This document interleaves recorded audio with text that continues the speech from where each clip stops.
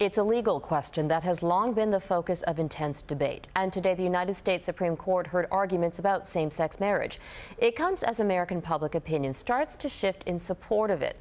But as our Washington Bureau Chief Eric Sorensen reports, that's not stopping opponents from turning out to have their voices heard. Gay, straight, black or white, marriage is a civil right. Supporters of same-sex marriage rallied outside the U.S. Supreme Court.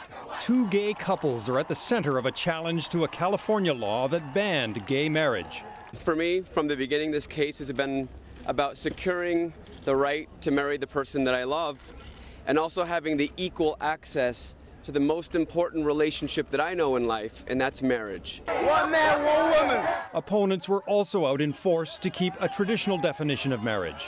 Preserve our country based on a family of a man, woman, and children. Marriage is between a man and woman.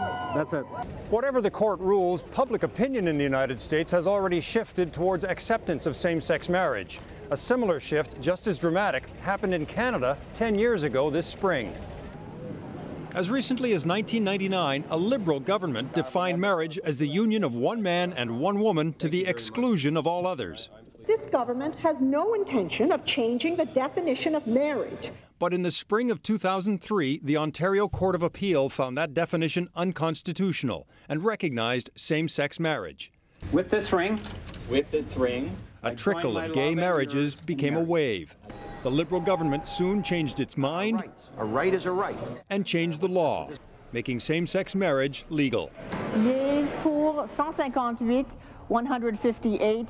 By 2006, not even a Conservative Prime Minister was prepared to fight it any longer. I don't see reopening this question in the future. After 10 years of same-sex marriage in Canada, any backlash? There was no catastrophe, the heavens didn't fall. It hasn't fundamentally shifted the way Canadians live their lives. It's been integrated, I think, as very much an ordinary part of Canadian society. In Canada, one federal law on marriage settled the issue. If the U.S. Supreme Court leaves it to the states, all 50 of them, change here will come more slowly.